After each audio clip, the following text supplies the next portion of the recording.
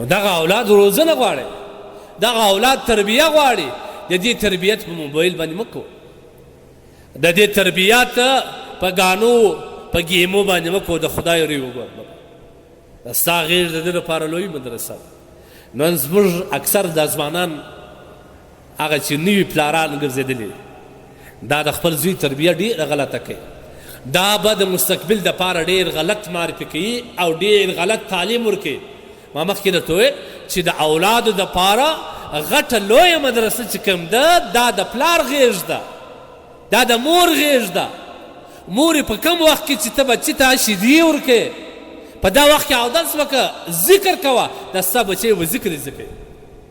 حضرت مولانا زکریا رحمه الله چې کوم فضایل اعمال یې لیکل، دا زموږ د امت ته یو ډېر لویه هستي تېره سوې، ډېر جلیل القدر عالم.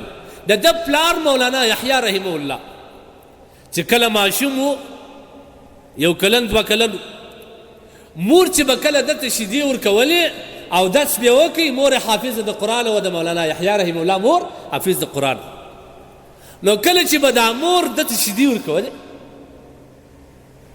نو بیا به اودس وکړي، د شیدو په وخت کې به قرآن شروع کړي. قرآن یې داسې تورې په تورو ویلی، لکه موږ وایي الحمد الحمد الحمد لله لله. علما لیکي چې د دې مور د دغه تربیه اثر دا و چې مولانا یحیی رحمه الله 3 کلن ته رسېدی. په دا وخت کې د 3 کلنه ماشوم یو پاو قرآن یاد، سبحان الله، یو پاو قرآن یې یاد و. دا څه شی دی؟ دا د مور تربیه ده. زه خدا باباګانو ته وایم دوی او د دغه ماشومانو مندې دي د خپل اولادو ښه روزنه وکړي. په دغه وخت کې چې ته ماشوم ته شیدې ورکوې، غیبت مه کوه، سروز د ځان لپاره مه لګوه، داسې ناوړه خبرې مه کوه، ښکنځل د دغه اولادو مخ ته مه کوه، غلط حرکت د دغه اولاد مخ مه کوه. ځکه زموږ علما لیکي که چیرې ښځه راولاړ شول د ماشوم د مخه د خپل خاوند بېعزتي یې وکړ، هسې ښځې دپاره د خاوند بېعزتي حرامه ده. د دغه ماشوم د مخه کې د خاوند بېعزتي وکړله، دغه ماشوم چې کوم دی د دې ماشوم د زړه څخه د خپل پلار وقار ختم شو. دا تربیه چا وکړه؟ دا مور تار وشو. لهذا خپل اولاد په ښه انداز باندې باید روزنه وکړو. دا د خپل راتلونکي دپاره لویه سرمایه ده. ته چې مال او دولت لرې، ته چې خپل حاصل لرې، ته د دې څونه حفاظت کوې، ته د دې څومره حفاظت کوې. لیکن د دغه هر قسم مال، د هر قسم سرمایه، لویه سرمایه چې ستا دپاره د اولاد دی، د دې ښه روزنه وکړه. ته راولاړ سې په موبایل یې اخته کړې، په موبایل کې ګیم ورته راولې، د اوس وخت څخه دا په پابجي ګیم باندې اخته سي.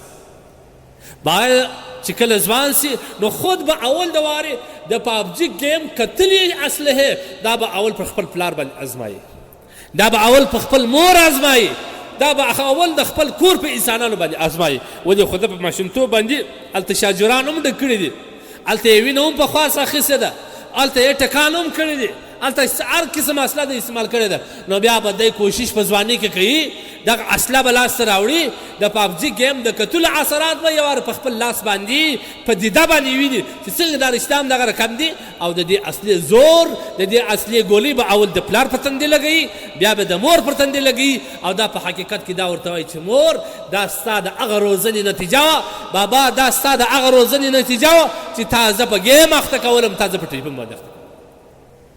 صحیح د ټلیفون ماشوم ته په دې خاطر باندې چې دی په دې کې کار وکړي او ته دی اماده کې مستقبل دپاره یو شی ځینې جوړ کړي، ښه کار دی. اوس په دا ټلیفون کې رقم د تربیې دپاره ویډیو وي، د هغه وښکاره کړه.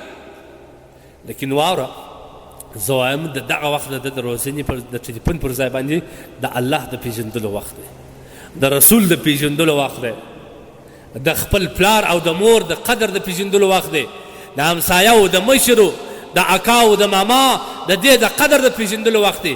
دا په ټلیفونو دا په غلطه روزنه مه خرابوه.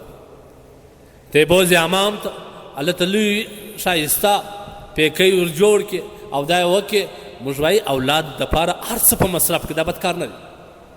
لیکن داسې روزنه وکړه د اوس څخه د دا تربیه ورکړه چې بچې زه ته غواړم چې تا د شریعت پر تربیه باندې لوی کړم. هغه بچې چې غټ په خپله بې عادت شریعت بې عادت ګرځېدلی څومره لویه خبره دا په تا کېږي. دا پبجي ګیم چې ته دلته راولې یا په موبایل کې هر ګیم چې راولې دا ته د ده سره احسان کوې. اول دغه د موبایل ذرات او د دغه روښنایي چې کوم ذرات دي دا د ده په سترګو باندې لګېږي. د دې چې کوم منفي اثرات دي دا به ټول هلته نقل کېږي. سترګې به خرابېږي، دید به کمزوره کېږي، خوب به خرابېږي او دغه روښنایي چې کوم ذرات دي دا و دماغ ته هم تاوان. نو دا خو ته په لوی لاس باندې په لوی لاس باندې تباه کوې. ما درته وویل چې خپل ځان په خپل لاس باندې هلاکت ته مه اچوي. الله وایي او الله وایي قو انفسکم واهلیکم نارا، ځان او آل ټول د جهنم د اوره وساتل. او دا د اور ساتل دا نه دي. لهذا بهترینه تربیه باید وسي.